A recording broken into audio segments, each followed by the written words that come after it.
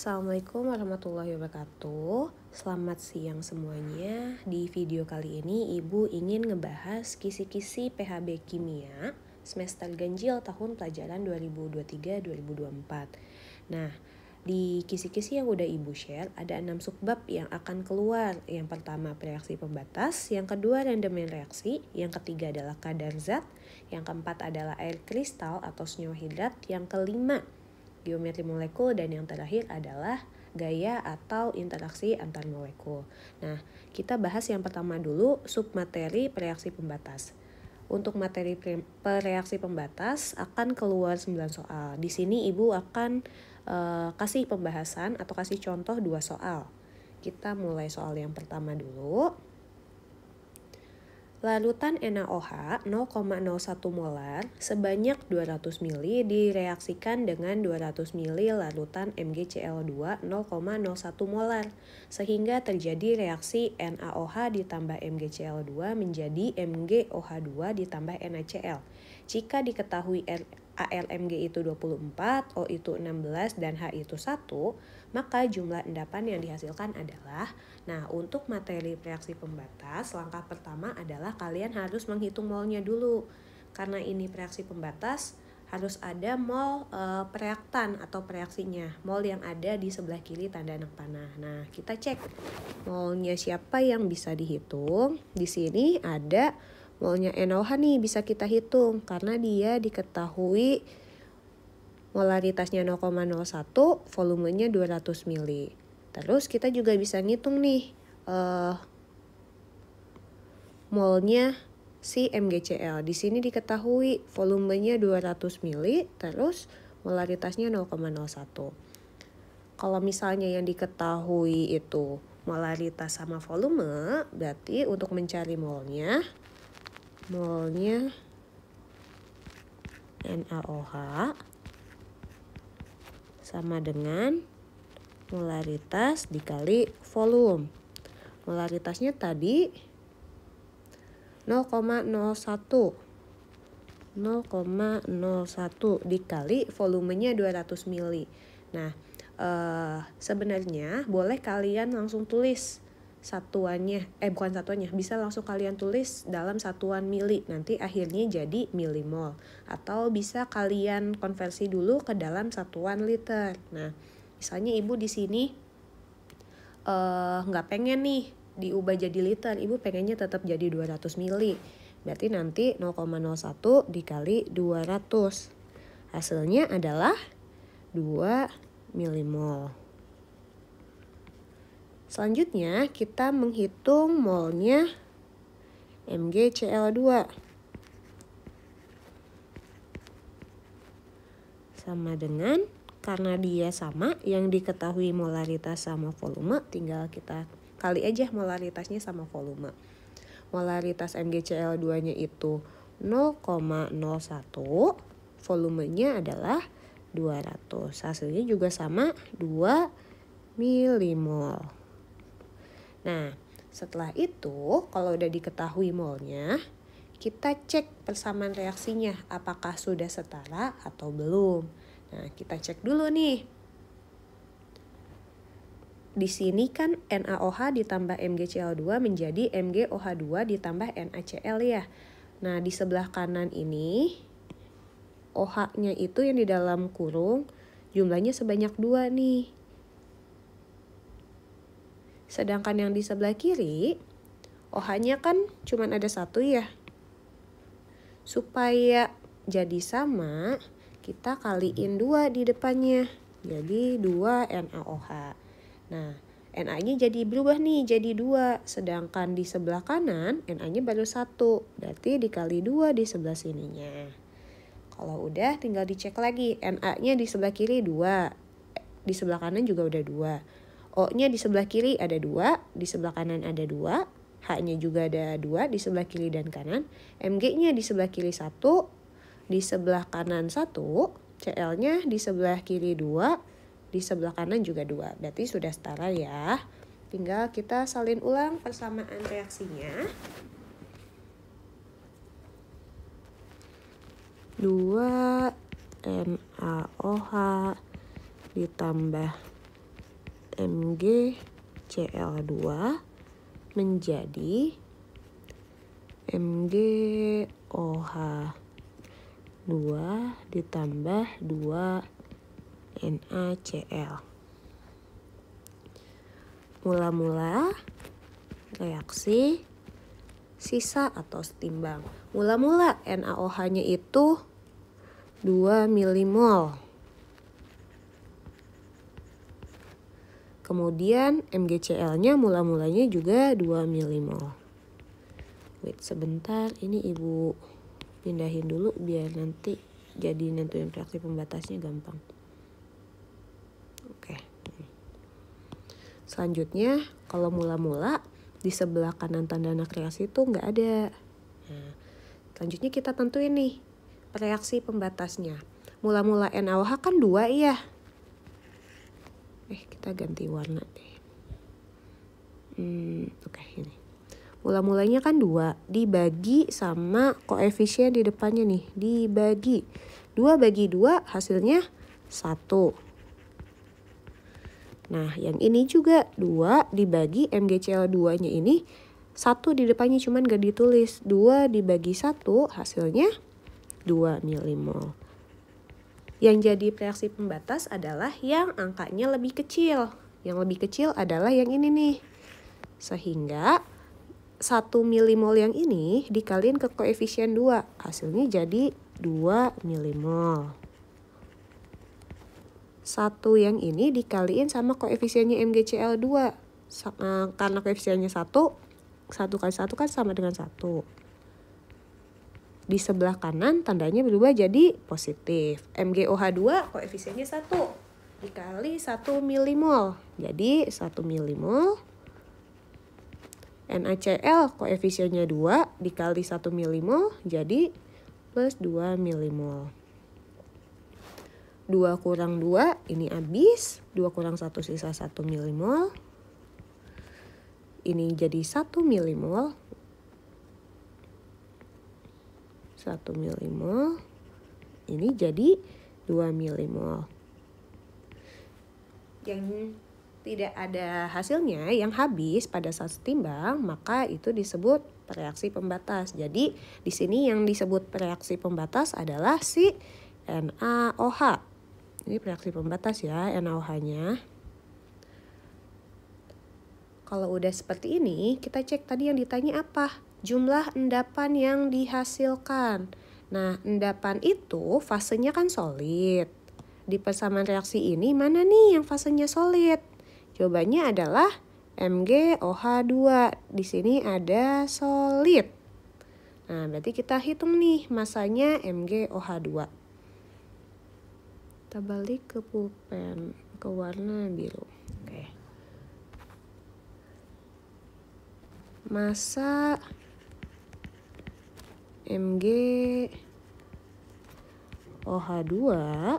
sama dengan, karena yang ada datanya adalah mol, berarti molnya dikali mr.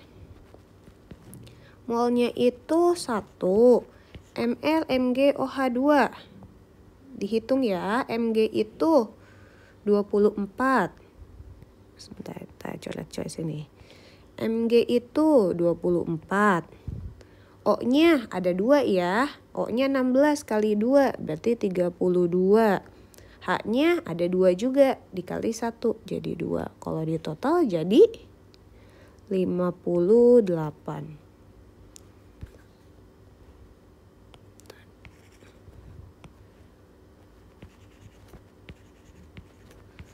Mol kali 58 gram per mol. Coret berarti hasilnya menjadi 58 miligram. Nah, nanti disesuaikan yang ditanya itu satuannya apa. Kalau misalnya miligram ya udah nggak usah dikonversi. Tapi kalau misalnya yang diminta dalam satuan gram, berarti tinggal kalian bagi 1000 karena kan naik 3 ya. 58 mg bagi 1000 hasilnya jadi 0,058 gram. Ini untuk soal yang pertama.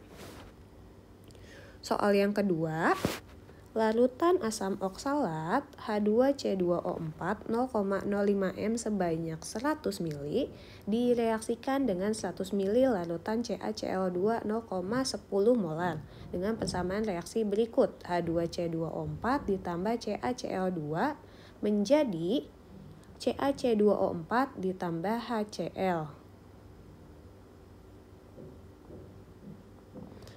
Yang ditanya adalah berapakah volume larutan HCl pada saat setimbang. Keadaan yang diminta adalah 1 atm, suhunya 25 derajat Celcius.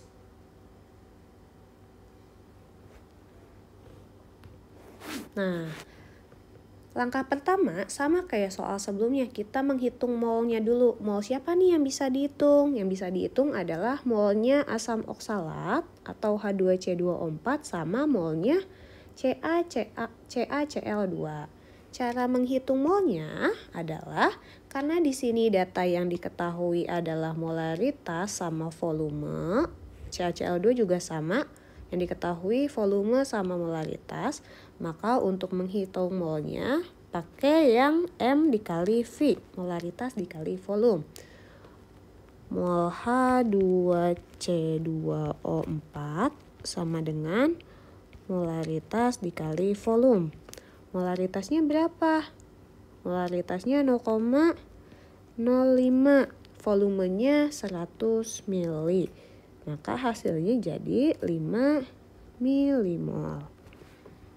Selanjutnya kita menghitung molaritasnya CaCl2. Molaritas dikali volume, molaritas CaCl2-nya itu 0,10, volumenya 100. Maka hasilnya 10 milimol. Kalau udah kayak gini, kita cek persamaan reaksinya apakah sudah setara atau belum. Kita cek di sebelah kiri, H-nya itu jumlahnya 2, sedangkan di kanan H-nya jumlahnya baru 1. Supaya 2, berarti di depannya dikasih angka 2. Selanjutnya kita cek, C-nya di sebelah kiri ada 2. Di sebelah kanan C-nya udah ada 2. Selanjutnya O-nya di sebelah kiri ada 4. O-nya di sebelah kanan juga ada 4. Ca-nya di sebelah kiri jumlahnya 1. Di sebelah kanan juga 1. Cl-nya sebelah kiri jumlahnya 2. Sebelah kanan udah sama ya 2. Nah, kalau udah setara, kita salin ulang persamaan reaksinya. Kita salin ulang sini. Ibu copy paste.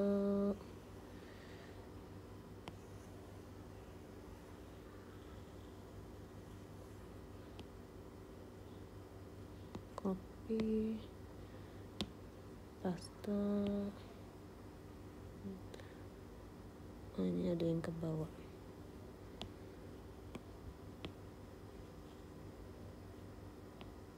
Oke. Kita tulis mula-mula reaksi setimbang. Mula-mula H2C2O4 itu 5 milimol. CaCl2 mula-mulanya 10. Kalau di sebelah kanan tanda anak reaksi, ini sebelah kanan, dia belum ada. Selanjutnya kita tentuin reaksi pembatasnya. 5 dibagi koefisien H2C2O4. Karena koefisiennya 1, hasilnya jadi tetap 5 milimol. 10 dibagi koefisien CaCl2. Koefisiennya 1 nih, berarti hasilnya 10. Yang jadi reaksi pembatas adalah yang angkanya lebih kecil. Berarti yang dipakai adalah yang 5 milimol. 5 milimol dikali koefisien H2C2O4 itu 5. 5 milimol dikali koefisien CaCl2. Koefisiennya 1 nih, berarti dikurangi 5. 5 milimol dikali koefisien CaC2O4. Koefisiennya 1, berarti ditambah 5. 5 dikali koefisiennya HCl2. 5 kali 2 hasilnya 10. Kita hitung H2C2O4, 5 kurang 5 habis. CaCl2-nya 10 kurang 5 itu sisa 5. CaC2O4 itu 5, HCl-nya 10. Yang jadi reaksi pembatas tadi si H2C2O4. Selanjutnya yang ditanya adalah berapakah volume larutan HCl pada saat setimbang? HCl pada saat setimbang jumlahnya itu ada 10 milimol nih. Nah, yang diminta adalah volume HCl pada keadaan 1 atm 25 derajat Celcius. Kalau 1 atm 25 derajat Celcius berarti dalam keadaan RTP. Kalau dalam keadaan RTP maka dikali molnya dengan 24,4. Oke, kita masukin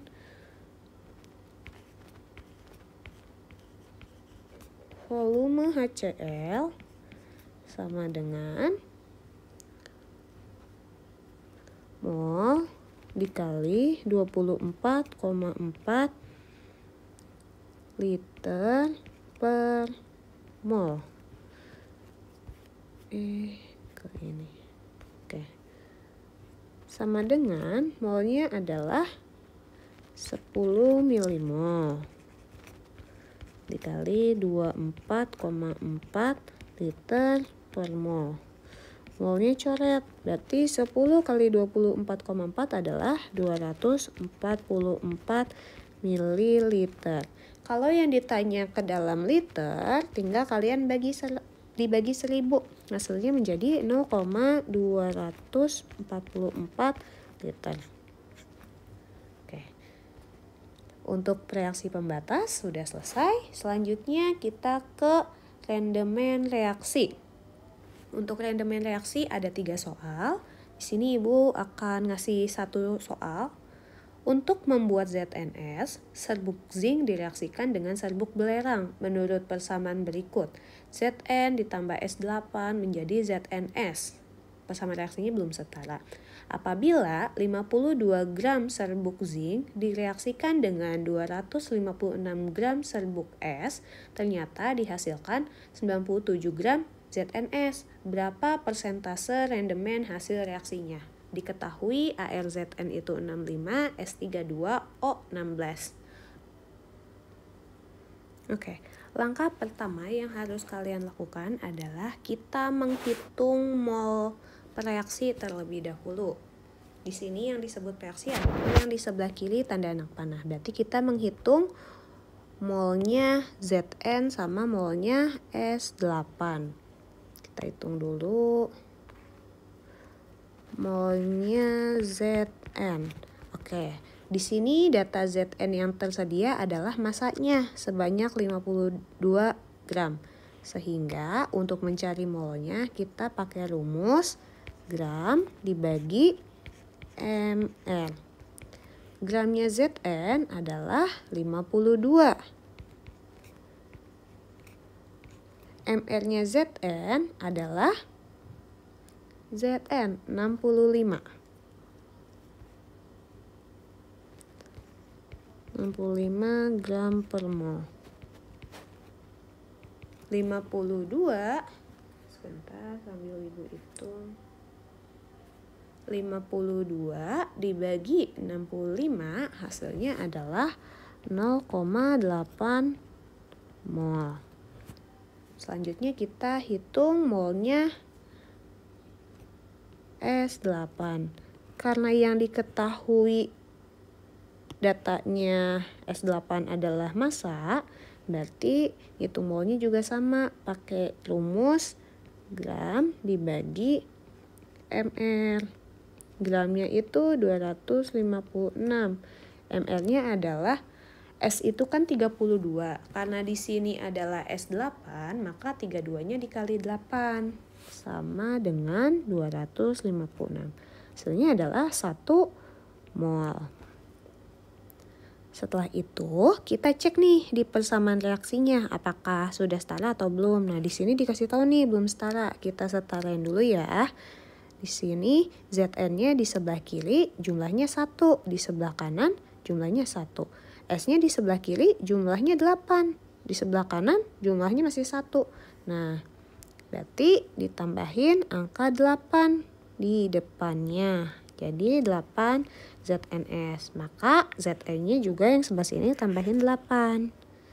Nah, kalau udah setara, kita buat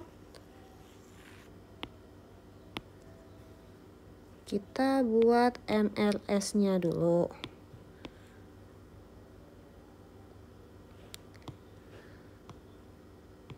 Kita buat MRS-nya.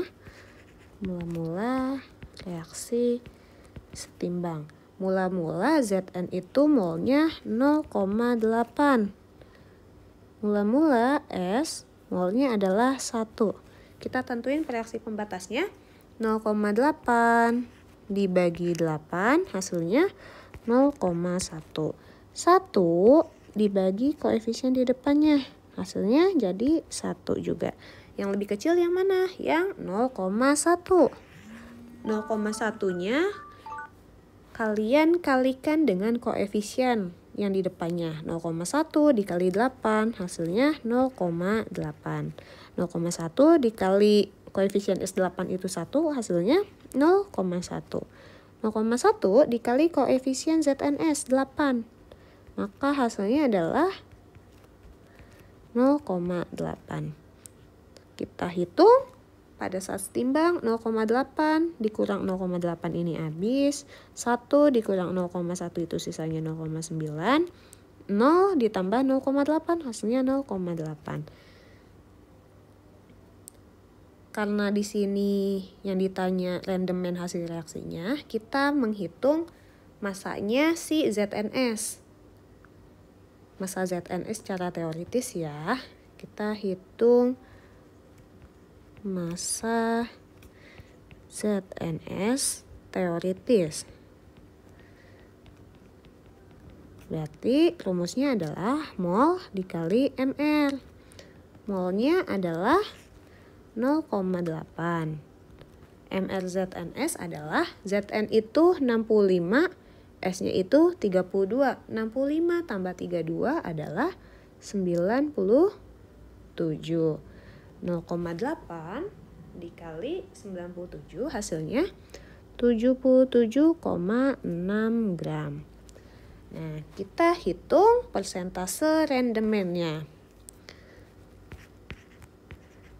Randoman reaksi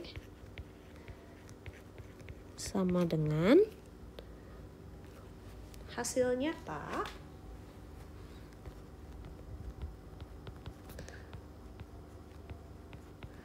dibagi hasil teoritis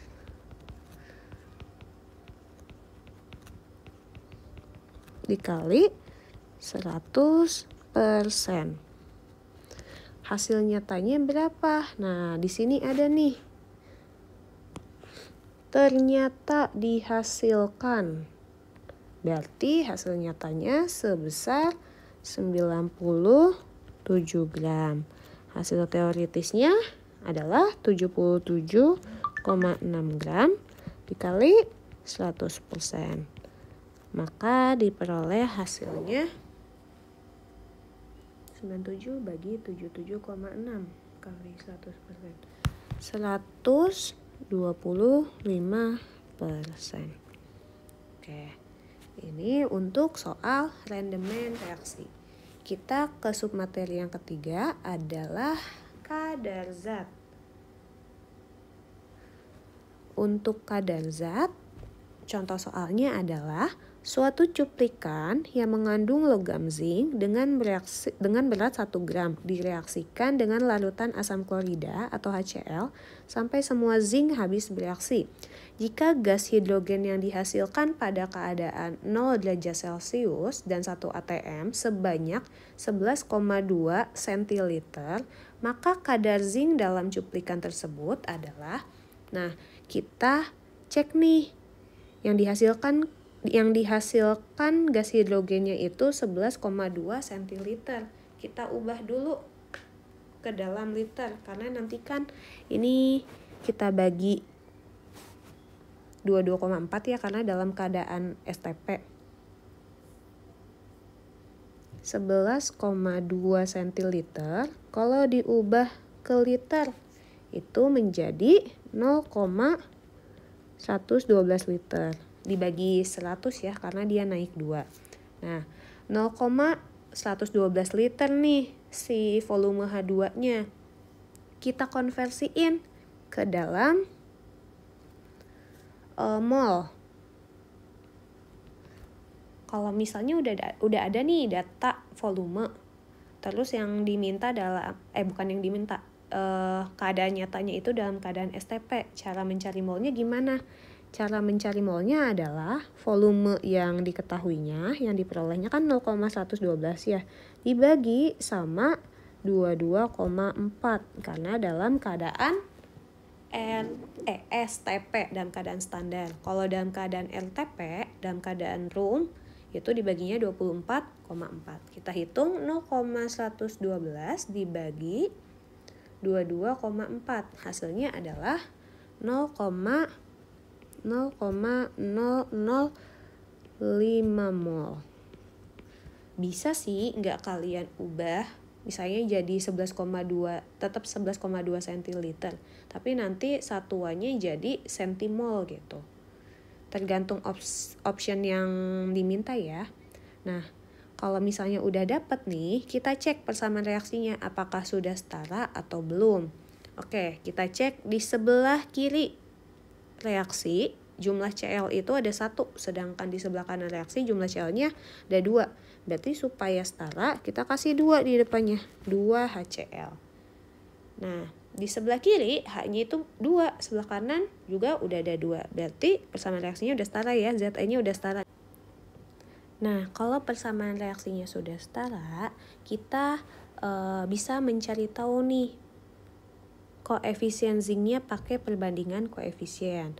Di sini kita udah tahu kalau gas hidrogen itu molnya adalah 0,005. Nah, karena Zn sama gas hidrogen koefisiennya sama-sama 1, maka molnya Zn juga sama nih, 0,005. Kalau udah dapet molnya Zn, kita konversikan ke dalam masanya. Berarti massa Zn sama dengan mol dikali ml. Molnya adalah 0,005. ml-nya Zn berapa? 65. 0,005 dikali 65, hasilnya 0,325 gram. Kalau udah seperti ini, kita tinggal menghitung kadar zat dalam cuplikannya, kadar zincnya ya. Berarti kadar zinc sama dengan massa Zn akhir dibagi massa Zn awal dikali 100%. Massa Zn akhirnya adalah 0,325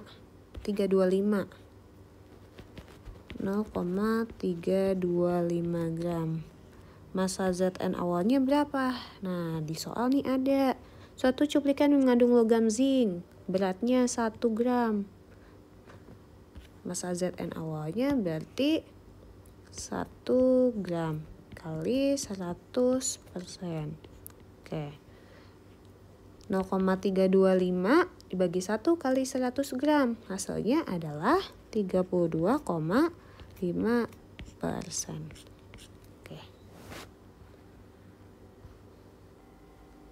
Oke, selanjutnya submateri yang keempat adalah air kristal. Nanti bakalan ada 5 soal terkait air kristal atau senyawa. Nah, di sini Ibu akan ngasih 2 contoh soal. Soal yang pertama,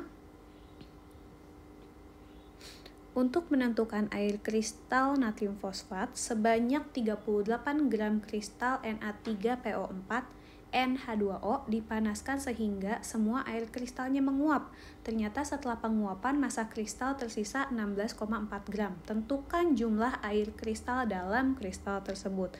Nah, jadi di sini tuh Na3PO4 NH2O, N-nya itu tuh yang kita cari. Itu tuh massanya 38 gram. Nah, setelah dipanasin, airnya menguap kan, berarti nanti si H2O-nya hilang, jadi sisa Na3PO4 aja nih sebanyak 16,4 gram. Oke, kita hitung dulu massa airnya. Oke, gini. Massa H2O berarti kan sama dengan massa Na3PO4 NH2O dikurangi massa Na3PO4. Nah, massa Na3NH2O itu yang ini, yang 38 gram. Sedangkan massa Na3PO4 adalah yang 16,4 gram. Oke, kita masukin. Ini sebanyak 38 gram dikurangi 16,4 gram. Oke, 38 dikurangi 16,4 hasilnya sebesar 21,6 gram. Nah, kalau udah dapet massanya H2O, kita ngitung molnya. Jadi kalau diminta tentukan jumlah air kristal adalah kita menghitung perbandingan mol Na3PO4 sama perbandingan molnya H2O. Oke. Kita tulis di sini perbandingan mol Na3PO4 dengan mol H2O. Nah, karena di sini yang diketahui adalah massa H2O sama massa Na3PO4, berarti untuk mencari molnya adalah massa dibagi dengan mR-nya. Oke, untuk Na3PO4, berarti tadi rumusnya gram Na3PO4 dibagi mR-nya. mR dari Na3PO4.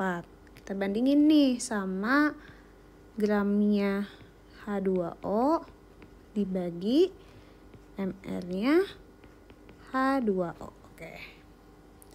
Kita cek masanya Na3PO4 itu kan 16,4 gram.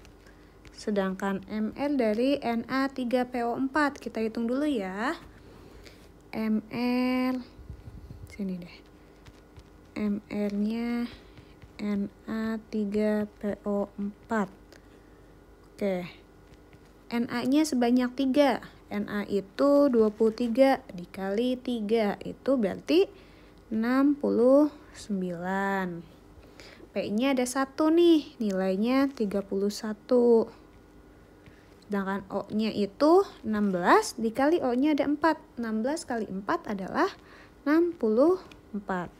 Kita tambah 69 tambah 31 tambah 64. Di sini 4 berarti 164. Berarti mR-nya kita masukin di sini 164 gram per mol. Oke. Selanjutnya adalah gramnya H2O. Gramnya H2O itu 21,6 gram. mR H2O itu 18 gram per mol. Oke. 16,4 dibagi 164 itu 0,1 mol. 21,6 dibagi 18. Sebentar, Ibu hitung dulu. 21,6 bagi 18. Hasilnya adalah 1,2 mol. Nah, kita ubah ke dalam bilangan bulat. Berarti kita sama-sama kali 10. 0,1 kali 10 kan jadi 1 mol. 1,2 kali 10 jadi 12 mol. Oke. Nah, berarti nilai N-nya itu sebesar 12. Jadi jadi rumus kimianya adalah Na3PO4 dikali 12H2O. Oke. Contoh yang kedua.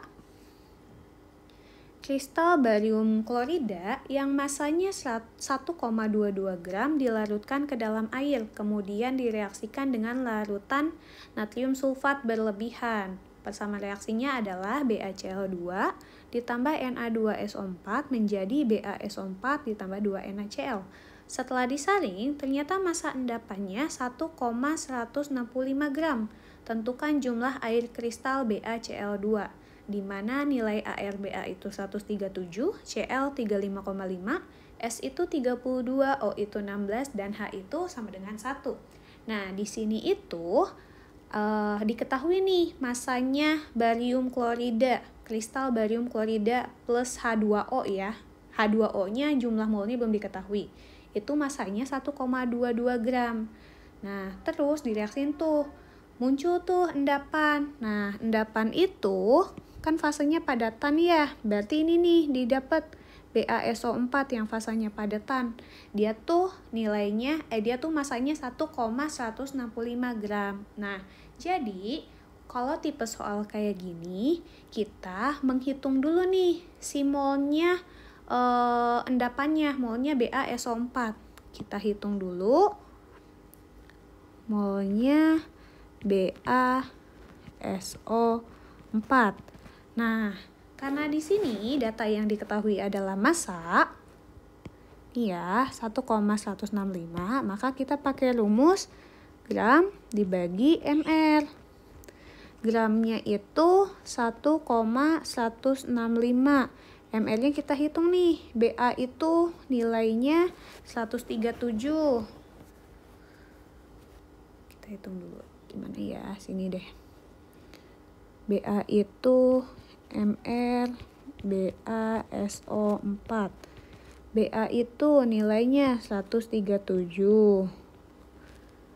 S itu nilainya 32, O-nya itu 16 dikali 4, jadi 64. Kalau ditambah 7 tambah 2 tambah 4, 13. 13 berarti 233 ya.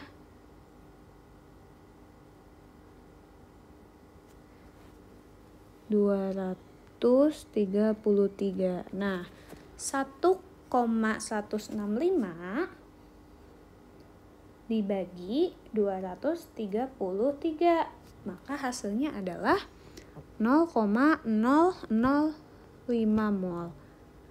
Nah, udah dapat nih molnya BaSO4. Kita bisa nyari molnya si BaCl2. Gimana cara nyarinya? Kita pakai perbandingan koefisien. Nah, kita cek dulu nih persamaan reaksinya udah setara atau belum. Ba di sebelah kiri 1, di sebelah kanan juga 1. Cl di sebelah kiri 2, di sebelah kanan udah 2. Na di sebelah kiri 2, Na di sebelah kanan 2 juga. S-nya sebelah kiri 1, S di sebelah kanan juga 1, O-nya sama-sama 4 ya, kiri dan kanan udah setara nih. Berarti kalau misalnya BaSO4 itu molnya 0,005, maka BaCl2 juga molnya sama 0,005 karena koefisiennya sama-sama 1 nih di depannya. Kalau angka 1 nggak ditulis biasanya. Kalau udah dapet molnya BaCl2, kita bisa cari nih jumlah M-nya H2O itu berapa. Oke, udah dapet nilai mol, udah ada data massanya nih. Berarti kita bisa pakai rumus yang ini.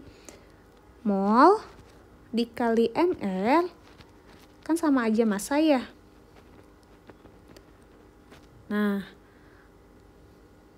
molnya itu tadi 0,005. Nah, MR-nya BaCl2. Kita hitung dulu ya. BaCl2. Ba itu nilainya 137. Cl itu 35 dikali 2 jadi 71. Maka hasilnya jadi 208. Ini baru BaCl2-nya ya, H2O-nya. H2O kan 18, langsung aja ya. Oke, karena ada depannya si N, jadi nggak bisa digabung nih, kita tulisnya gini. 208 ditambah N dikali 18. Sebentar, ininya Ibu geserin dulu. Oke, ini Ibu tulis saja. BaCl2 NH2O. Oke. Sama dengan masanya. Nah, kita cek lagi masanya tadi sebesar 1,22 gram.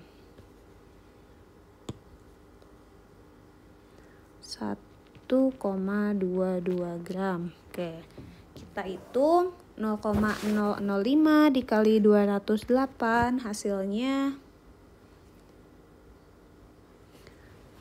1,04.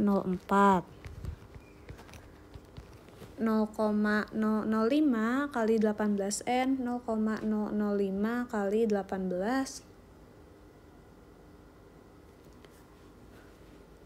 kali 18 sama dengan 0,09N sama dengan 1,22 gram. Ininya tetap di sebelah kiri, si 1,04 pindah ruas, jadi tandanya berubah negatif. Ini kita salin ulang, 1,22 dikurang 1,04 hasilnya 1,18 ya. 1,18. 0,18 kan sama-sama 0,18. Nah, berarti nilai N sama dengan 0,18 dibagi 0,09. Hasilnya sama dengan 2. Berarti rumus reaksinya adalah BaCl2 2H2O. Oke.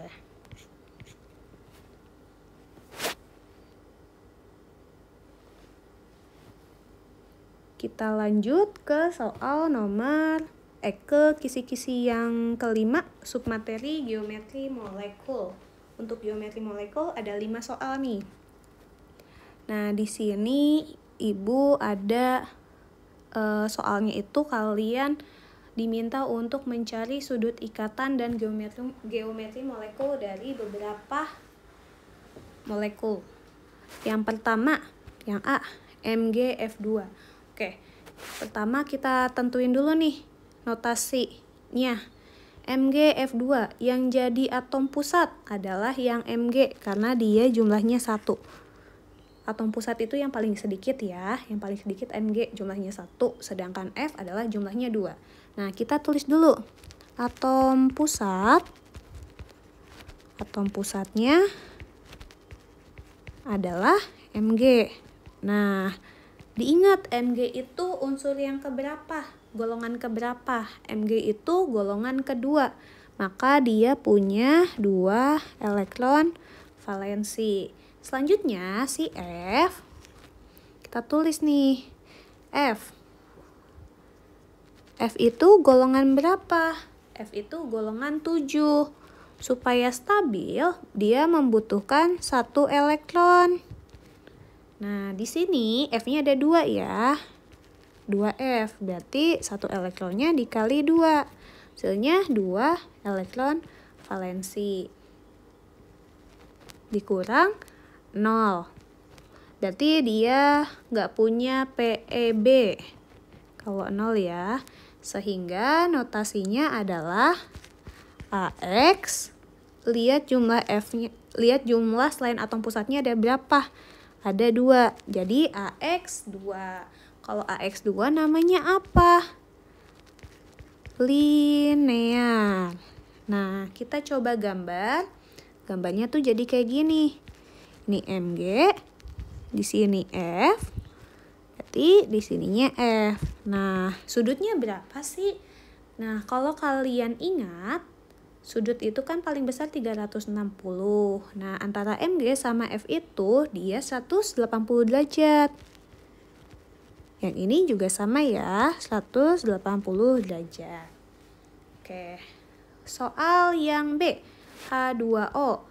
Yang jadi atom pusat adalah unsur O, karena dia jumlahnya 1 ya, sedangkan H itu jumlahnya 2. Kita tulis atom pusatnya. Atom pusatnya adalah O.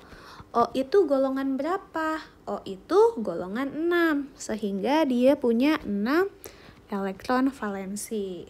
Selanjutnya kita tulis unsur H. H itu golongan berapa? H itu golongan 1.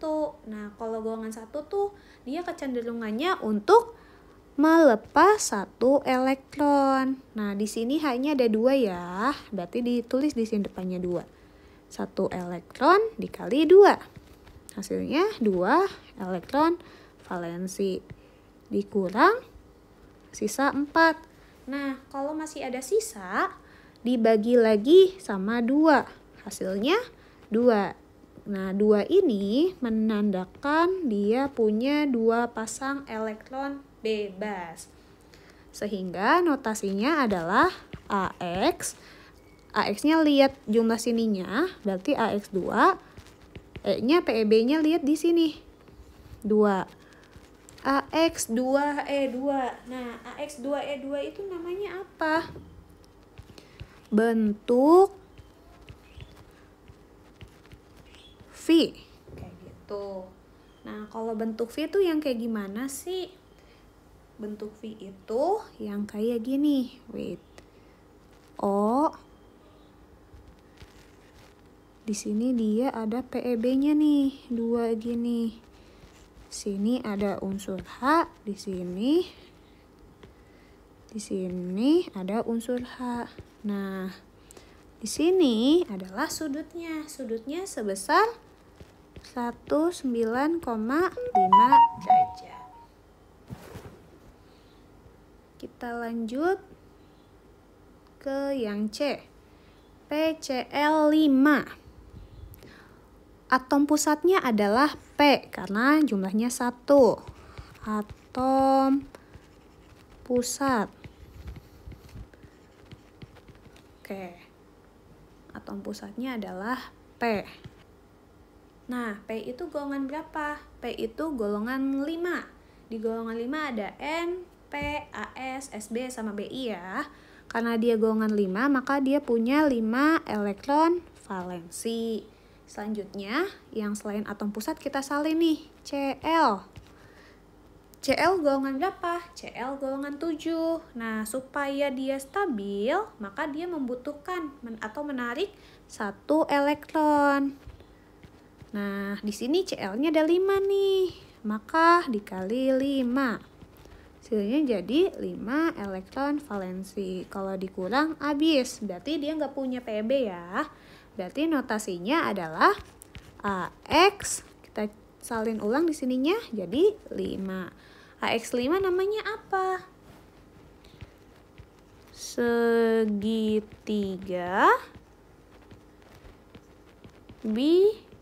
piramida. Nah, cara ngegambarnya gimana sih? Oke, di sini tadi atom pusatnya adalah P. P di sini. Oke, maka nanti di sini ada Cl. Di sininya ada Cl. Di sini ada Cl.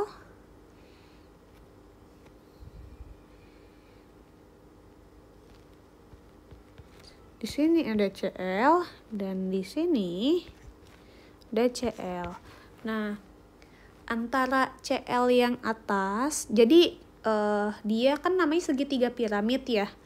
Jadi kebagi jadi dua gini loh.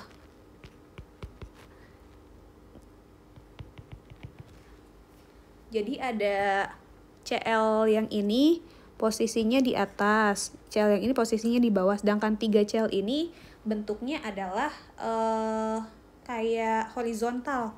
Jadi antara CL ini sama CL ini sudutnya 90. CL ini sama CL ini juga sama 90. CL ini sama yang ini juga sama 90 nih. Nah, antara CL yang ini sama CL ini baru nilainya sebesar 120 derajat. Jadi untuk PCL 5 atau yang AX5 segitiga piramid, dia punya dua sudut. Ada sudut 90 derajat sama sudut 120 derajat. Oke. 120 derajat dapat dari mana sih? Jadi 120 derajat itu kan CL yang posisinya horizontal ada 3 tuh, sedangkan lingkaran kan sudutnya 360 derajat, tinggal kalian bagi 3, maka masing-masing antara CL itu sudutnya sebesar 120 derajat. Soal berikutnya adalah FBR3. Atom pusatnya adalah F, karena jumlahnya paling sedikit ya. Atom pusatnya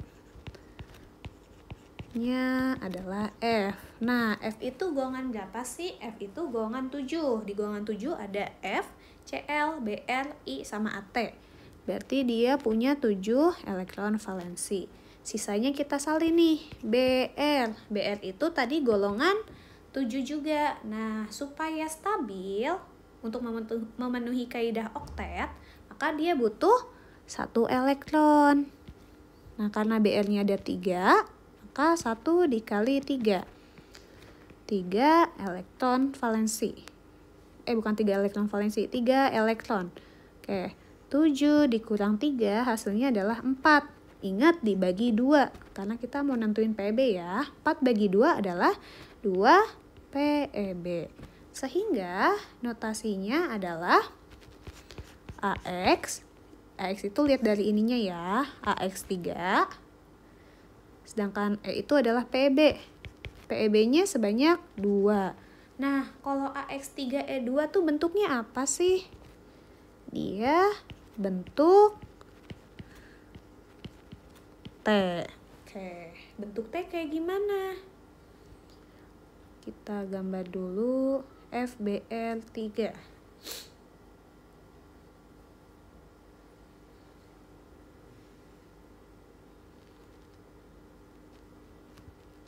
Kan di sini F-nya. Oke, sebelum Ibu gambar bentuknya, kan AX3E2 itu sama aja kayak yang ini ya, si AX5.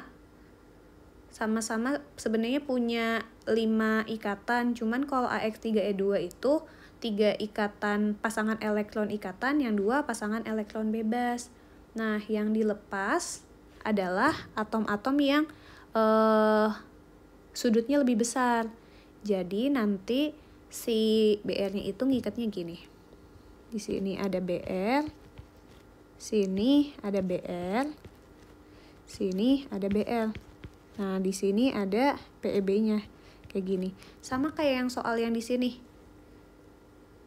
Yang PCl5. Jadi nanti yang dilepas adalah yang Cl yang ini sama Cl yang ini.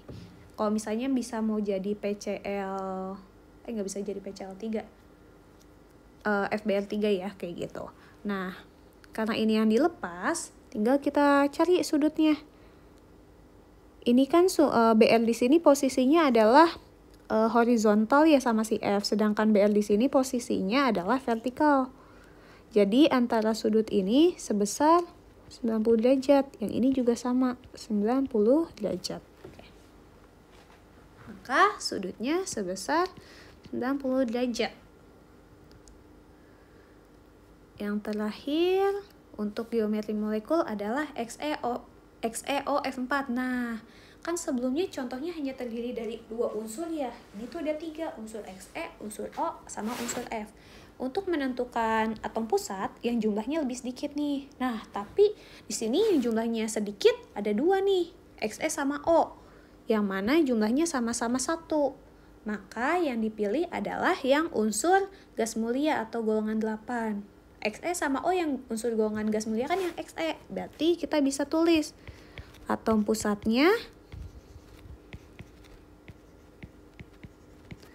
adalah Xe. Xe itu golongan gas mulia, jadi dia punya 8 elektron valensi. Sisanya kita tulis nih, O. O itu golongan 6. Supaya stabil untuk memenuhi kaidah oktet, maka dia harus menarik 2 elektron. Jumlah O di sini 1. Berarti 2 dikali 1, hasilnya 2 elektron. Selanjutnya ada unsur F. F itu golongan 7. Supaya memenuhi kaidah oktet, maka dia akan menarik 1 elektron. Nah, dicek nih, F-nya kan ada 4. Jangan lupa disalin ulang. Maka 1 dikali 4, hasilnya 4 elektron. 8 dikurang 2 dikurang 4, hasilnya 2. Dibagi 2 ya. Maka dapat nih 1 PeB-nya. Tinggal kita salin ulang. Notasinya adalah AX. Kita hitung totalnya. Di sini ada 1, di sini ada 4. Kalau di total jadi 5. AX 5. E-nya, PeB-nya sebanyak 1. AX 5E. Nah, kalau AX 5E, geometri molekulnya atau bentuk molekulnya apa? Jawabannya adalah segi 4 piramida. Nah, untuk nentuin sudutnya kita gambar dulu nih. Tadi ada Xe. Di sini ada si O. Nah, kita punya 4 gini. Kan segi 4 piramid bentuknya gini nih. Segi 4 piramid. Nah, di sini ada, kita pakainya Pak OF. Sini ada F, di sini ada F, di sini ada F, di sini ada F. Di sini ada si PeB-nya ya. Oke. Nah, sudutnya berapa sih antara O ke F itu? Sudutnya adalah 90 derajat. Karena dia siku-siku. Selanjutnya antara F nih, F dengan F. Karena yang bentuk horizontalnya itu ada 4F, kan sudut itu maksimal 3 sudut itu sudut terbesar adalah 360 derajat ya. Karena di sini ada 4F, maka 360 dibagi 4. Sehingga masing-masing sudut ini adalah 90 derajat. Yang ini ke sini juga 90 derajat ya. Ini juga sama, 90 derajat. Jadi sudutnya sebesar 90 derajat. Oke. Yang terakhir adalah submateri gaya antar molekul atau ikatan antar molekul. Nah, untuk submateri ini ada 5 soal nih. Di sini Ibu ngasih contoh gini. Di antara molekul H2O, H2S, H2SE, O2 sama H2 diketahui AR-nya. Yang diminta adalah tentukan gaya antar molekul, urutan titik didih dari terbesar ke terkecil. Nah, gaya antar molekul kan kebagi menjadi 2 ya. Gaya antar molekul terbagi menjadi 2. Gaya van der Waals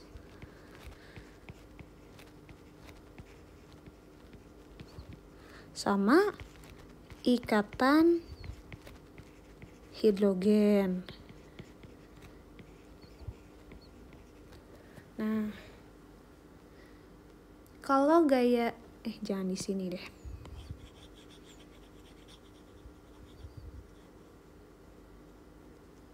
Gaya antar molekul itu ada gaya van der Waals sama ikatan hidrogen. kalau gaya van der Waals kebagi lagi nih menjadi 3. Tapi biasanya umumnya di soal tuh yang dipakai cuma 2 aja. Ibu soalnya 2 aja ya. Ada gaya dipol-dipol, dipol-dipol, permanen, sama dipol sesaat. Sebenarnya ada satu lagi, dipol terimbas atau terinduksi, cuman dia jarang ada gitu. Yang ibu masukin 2 aja, dipol permanen sama dipol sesaat. Nah, dipol permanen itu dia dari molekul polar, sedangkan dipol sesaat dia dari molekul non-polar. Nah, untuk mengetahui dia polar sama non-polar, yang paling mudah sih yang non-polar. Umumnya non-polar itu berasal dari unsur yang sama, seperti H2, O2, Cl2, dan lain-lain. Jadi dia ada 2 unsur. Jadi dia ada 2 atom, tapi atomnya dari unsur yang sama. Nih, kan di sini 2 iya. Berarti H-nya ada 2, H sama H gitu. Kalau dia berbeda atom, dia ada kemungkinan senyawanya polar, tapi dilihat dulu nih. Contohnya molekul polar, misalnya adalah HCl. Jadi semakin jauh jaraknya, maka dia mempunyai keelektronegatifan lebih besar. Misalnya HCl, H itu kan golongan 1 ya, Cl itu golongan 7. Antara golongan 1 sama golongan 7 kan jauh, maka dia punya keelektronegatifan yang besar, sehingga senyawanya polar. Nah, gimana kalau misalnya senyawanya CH4?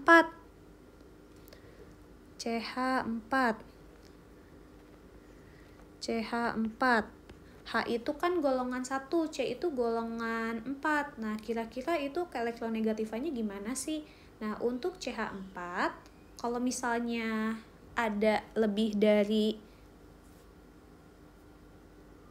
2 atom, baik itu atom sejenis maupun beda, kalian harus tahu dulu geometri molekulnya, bentuk molekulnya gimana. Nah, di sini kan CH4 itu atom pusatnya C ya. Di sini ada H, di sini ada H, sini ada H, sini ada H. Nah, biasanya yang polar itu yang ada PEB-nya. Tapi karena CH4 itu nggak ada PEB-nya, maka dia adalah senyawa non-polar, kayak gitu. Nanti akan dipelajari lebih lanjut di kelas untuk materi yang CH4 di kelas 12, yaitu materi hidrokarbon. Oke, jadi contoh polar lainnya bisa juga kayak HCl, H2O, HI, dan lain-lain. Biasanya dia dari 2 atom yang berbeda, kayak gitu. Dan ada PEB-nya. Tapi ada beberapa pengecualian ya. Oke. Selanjutnya ada ikatan hidrogen. Ikatan hidrogen itu adalah ikatan yang terjadi antara atom H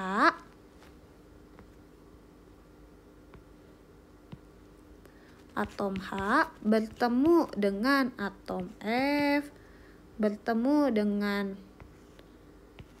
atom O, bertemu dengan atom N. Biasanya dia ada singkatannya Henn-von, gini ya.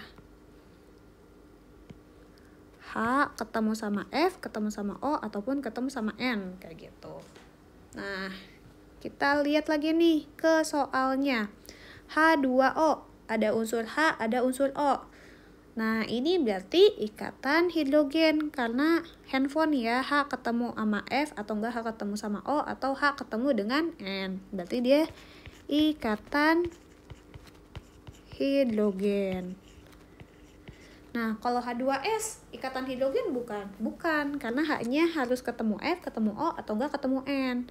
Berarti dia bukan ikatan hidrogen, tapi dia gaya van der Waals. Tapi gaya van der Waals yang mana? Nah, karena dia beda atom, ada atom H sama ada atom S, terus juga jaraknya kan jauh ya. Maka dia adalah senyawa polar atau di sini dipol permanen ya. Kemudian ada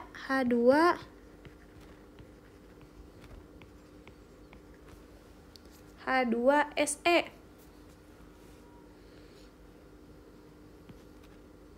Maka dia juga dipol permanen.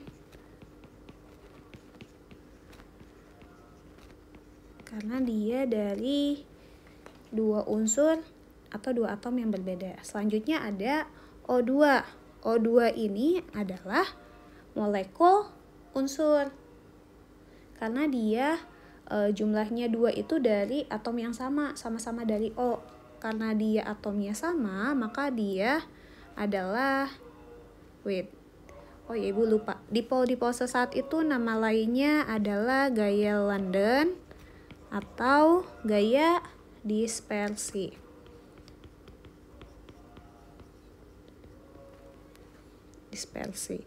Nah, O2 berarti dia gaya London atau dipol sesaat ya. H2 juga sama karena dia dari dua atom yang sama nih, sama-sama atom H. Berarti dia gaya London. Nah, sebenarnya kita bisa tahu nih mana yang paling kuat. Jadi urutan kekuatan adalah ikatan hidrogen lebih kuat dibandingkan dipol permanen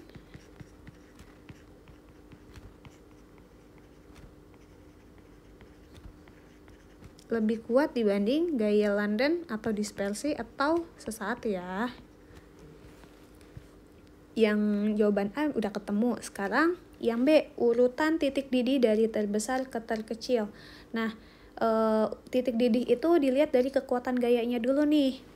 Nah, di sini ada nggak yang ikatan hidrogen? Jawabannya ada ya, H2O. Berarti yang paling tinggi itu adalah si H2O. Selanjutnya, dipol permanen. Yang dipol permanen kan H2S sama H2SE. Nah, yang mana nih yang lebih kuat? Yang lebih kuat adalah yang MR-nya lebih besar. Lebih kuat itu yang MR lebih besar.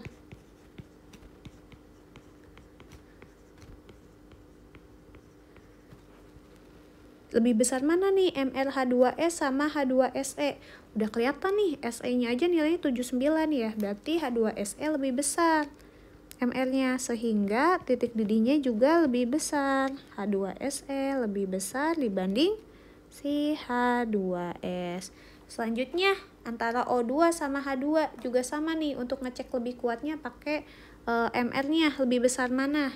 Lebih besar MR-nya si O2 banding H2.